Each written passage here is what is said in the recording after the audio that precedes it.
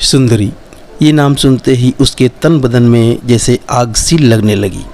अब उसे इस नाम से नफरत सी हो गई, क्योंकि उसका ये नाम अब उसके चेहरे पर डाले हुए तेजाब की याद दिलाने लगा। जब भी वो आईने में अपना चेहरा देखती तो उसको वो दर्द याद आ जाता था, जो कि उस दिन हुआ जब उस लड़के ने उसके ऊपर तेजाब डाला था। दोस्तों, हमारे YouTube चैनल लव स्टोरी पर आपका हार्दिक स्वागत है। आज मैं आपके लिए लेकर आया हूँ सुंदरी नाम की एक खूबसूरत लड़की की दर्द भरी कहानी, जो आपको ज़रूर पसंद आएगी। तो चलिए वीडियो को शुरू करते हैं और सुंदरी की कहानी सुनते हैं। आज सुंदरी का एक न्यूज़ चैनल में इंटरव्यू था। सभी की नज़र सुंदरी के इंटरव्यू वाले प्रोग्राम को देखने में ही थी। जैसे ही घड़ी में शाम के 5 बजे, वैसे ही सुंदरी का इंटरव्यू दिखाया जाने लगा। सुंदरी का इंटरव्यू जो ले रही थी वो भी बहुत ही मशहूर एंकर शालिनी आहूजा थी। जब उनका इंटरव्यू शुरू हुआ तो शालिनी जी ने कहा, हेलो दर्शकों, आपका स्वागत है हमारे न्यूज़ चैनल पर। और आज हम आपसे बात करेंगे सुंदरी, जो कि एक मिडिल क्लास लड़की थी, लेकिन आज इसको देश का बच्चा बच्चा जानता है। तो सुंदरी जी, आप आज हर दिल की धड़कन हैं और आज आपके गीत हर किसी की जुबान पर हैं। वैसे तो आपके बारे में हर कोई जानता है, लेकिन आज हम आपसे आपकी सफलता की कहानी जानना चाहते हैं कि जब आपके साथ उस लड़के ने इतना गलत किया, उसके बाद आप डिप्रेशन में भी चली गई थी। तो सुंदरी जी, आप उससे कैसे उभरी? क्या आप हमारे दर्शकों को इस बारे में कुछ बता सकती हैं? सुंदरी ने कहा, मैं अपने माता पिता की अकेली संतान हूँ। मेरे पिता एक सरकारी कर्मचारी हैं। जब मैं 10 साल की थी तभी मेरी माँ की मृत्यु हो गई थी। तब हमारे रिश्तेदारों ने पिताजी को फिर से शादी करने को कहा, लेकिन तब मेरे पिता ने दूसरी शादी नहीं की। उन्होंने कहा कि अगर मैंने दूसरी शादी कर ली तो सौतेली माँ मेरी बेटी के साथ कैसा व्यवहार करेगी, इसका कुछ अंदाज़ा नहीं। अगर उसने मेरी बेटी के साथ सौतेला व्यवहार किया तो मैं सहन नहीं कर सकूँगा, इसलिए मैं दूसरी शादी ही नहीं करूँगा। फिर उन्होंने ही मेरा पालन पोषण किया। वो सुबह काम पर जाने से पहले मुझे तैयार करके स्कूल छोड़ जाते थे। खाना भी वो सुबह जल्दी ही बना लेते थे। वो सुबह 5 बजे उठते, फिर घर का सारा काम ख़त्म करके मुझे स्कूल के लिए तैयार करते थे। मुझे नहलाते थे, फिर मुझे कपड़े पहनाते थे और मेरी चोटी भी करते थे। उसके बाद मेरा टिफ़िन पैक करके मुझे स्कूल के लिए ले जाते थे। उसके बाद मैं अपनी बुआ की लड़की के साथ स्कूल से आ जाती और पापा के काम से आने तक मैं अपनी बुआ के घर ही रहती। पापा आने के बाद मुझे मेरी बुआ के घर से ले जाते और मुझे होमवर्क करवा कर खाना बनाते। खाना खाने के बाद वो मुझे कहानी सुनाते। मेरे पापा ही मेरी ज़िंदगी थे और मेरे पापा की दुनिया मैं थी। इस तरह मैंने अपना स्कूल पास किया और कॉलेज में जाने के लिए तैयार हो गई। दोस्तों, सुंदरी अपनी दर्द भरी कहानी में आगे हमको बताती हैं कि मेरे पापा मुझे इस काबिल बनाना चाहते थे कि मैं किसी पर डिपेंडेंट ना रहूं, हमेशा इंडिपेंडेंट रहूं। यही मेरे पापा की इच्छा थी।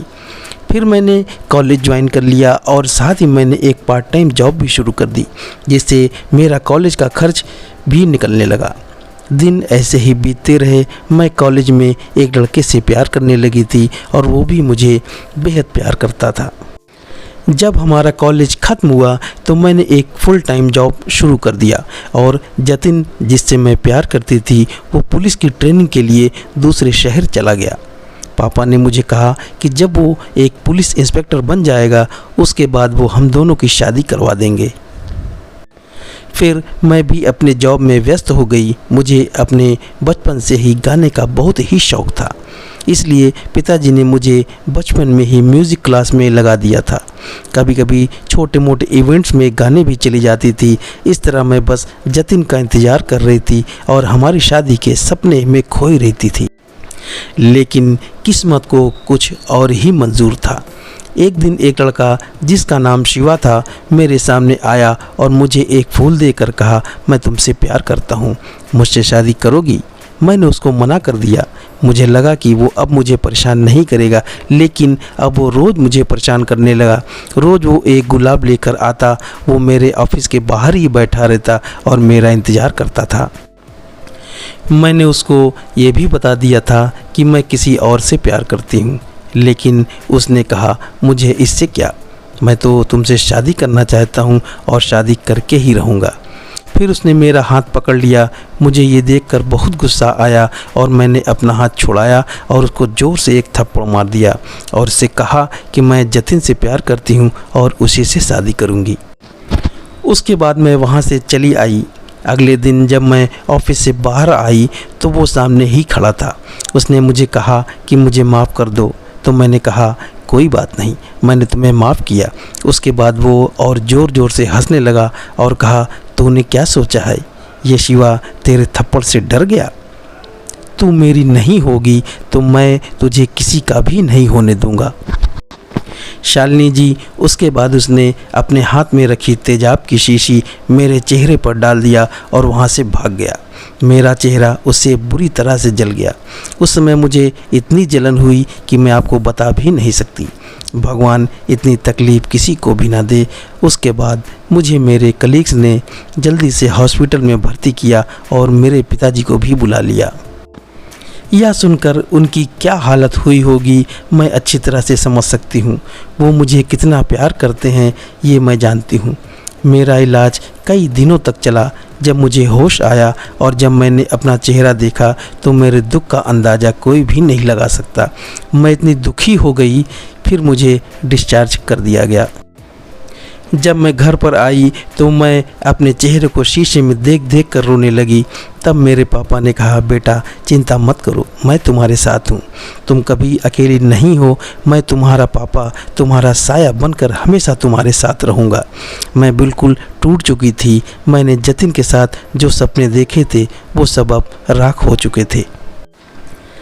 जब भी कोई मुझे सुंदरी कह के बुलाता तो मेरे अंदर एक ऐसी भावना आ जाती जैसे कोई मुझे गाली दे रहा हो।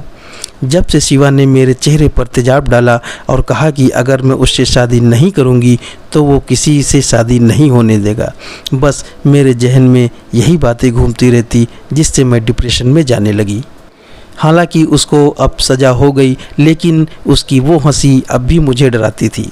उसने जो कहा था वो सच ही तो था। अब इस हालत में तो शायद जतिन भी मुझसे शादी नहीं करेगा। अभी तक तो उसको ये पता भी नहीं है। जब उसको पता चलेगा और मुझे देखेगा तो उसके बाद तो वो मुझसे शादी करने से तुरंत इनकार कर देगा। तब मेरे पिताजी मेरी हालत देखकर मुझे एक डॉक्टर के पास ले गए। कुछ दिनों बाद जतिन की ट्रेनिंग पूरी हो गई और उसकी पोस्टिंग हमारे शहर में ही हुई। वो जब शहर में आया तो उसके पिताजी ने मेरे बारे में उसको बताया और वो सीधा मेरे पास आया और आते ही मुझे गले से लगा लिया। मुझे लगा शायद उसने मेरा चेहरा नहीं देखा, इसलिए उसने मुझे गले लगा लिया। अगर वो मेरा चेहरा देखता तो शायद वो मुझसे गले मिलना तो दूर, वो यहाँ रुकता ही नहीं। उसने कहा सुंदरी कैसी हो तुम सोच भी नहीं सकती कि ये इतने दिन मैंने वहाँ पर कैसे बिताए। तुमने मुझे एक चिट्ठी भी नहीं भेजी। मैंने जतिन को कहा क्या तुमने मेरा चेहरा नहीं देखा? तब जतिन ने कहा हाँ देख तो लिया, क्यों क्या हुआ? तब मैं बोली जिस चेहरे को मैं खुद देखना पसंद नहीं करती उसको देखकर तुम इतना नॉर्मल बात कैसे कर सकते हो? तब जतिन ने कहा मैंने तुमसे प्यार किया है, तुम्हारे चेहरे से नहीं, और मैं तुमसे पूछता हूँ कि अगर मेरे साथ ऐसा होता तो। तब मैंने उसके मुंह पर हाथ रखा और कहा भगवान न करे तुम्हारे साथ ऐसा हो। जतिन बोला कि तुम्हारे पिताजी कहाँ हैं? मैंने कहा बाहर गए हुए हैं, आते ही होंगे। जतिन की बातें सुनकर अब मेरे अंदर आत्मविश्वास बढ़ गया था। जतिन ने कहा हमारी शादी के लिए मैंने बस मेरी ट्रेनिंग का इंतज़ार करने को कहा था।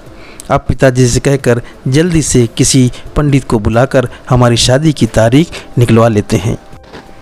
तभी उसी समय जतिन का कोई फ़ोन आता है और वो कहता है कि वो अभी निकल रहा है, शाम को आता है, अभी कुछ काम है उसको। जतिन से मिलकर और इसकी बातों को सुनकर मेरा मन हल्का हो गया। ऐसा लगा जैसे मेरे मन से कोई बोझ उतर गया था। कुछ दिनों बाद हमने शादी कर ली। पापा भी हमारे साथ ही रहते थे। मैंने कॉलेज के समय में ही जतिन को कहा था कि मैं शादी एक ही शर्त पर करूँगी, पापा भी हमारे साथ ही रहेंगे। उसने ये बात याद थी, वो मेरी हर छोटी से छोटी बात का ध्यान रखता था। जतिन को पता था कि मुझे गाना बहुत पसंद है। उसने मेरे लिए एक गिटार लिया था और मेरे गीतों को वह सोशल मीडिया पर डालता रहता था। शालिनी जी धीरे धीरे मेरे गाने वायरल होने लगे। उसके बाद तो आप सब जानते ही हैं। सुंदरी कहती है कि शालिनी जी मैं एक बात कहना चाहती हूँ। शालिनी जी ने कहा ठीक है, ज़रूर कहो। सुंदरी कहती है मैं आजकल के आशिक से एक बात कहना चाहती हूँ कि आप किसी को प्यार करते हो और वो मना कर दे तो आप वैसा किसी लड़की के साथ मत करना जैसा शिवा ने मेरे साथ किया। बहुत तकलीफ़ होती है, बहुत दर्द होता है, मन हर वक्त मरने को करता है। मुझे तो मेरे पापा और जतिन के प्यार ने बचा लिया, लेकिन हर किसी लड़की के जीवन में ऐसे लोग नहीं होते। फिर सुंदरी की आंखों में पानी आ जाता है। सभी लोग जो उसका इंटरव्यू देख रहे थे उनकी आंखों भी नम हो जाती है। बस दोस्तों, इतनी सी ही कहानी है सुंदरी की। उम्मीद करता हूँ दोस्तों कि एक छोटी सी कन्या या छोटी सी बच्ची सुंदरी की ये दर्द भरी कहानी सुनकर आपको हैरानी भी हुई होगी, मज़ा भी आया होगा और दुख भी हुआ होगा। बस एक छोटी सी उम्मीद आपसे यही करना चाहूँगा कि इस वीडियो को जितना हो सके शेयर कर दीजिए, लाइक कर दीजिए। और सुंदरी के लिए तो आपको एक लाइक करना ही पड़ेगा और हमारा चैनल भी आप सब्सक्राइब कर सकते हैं, क्योंकि भविष्य में हम इसी तरह की रोमांटिक, सैड और कई तरह की वीडियोस आपके लिए लाते रहेंगे। मिलते हैं दोस्तों फिर किसी अगले वीडियो में। तब तक के लिए आपका धन्यवाद और नमस्कार।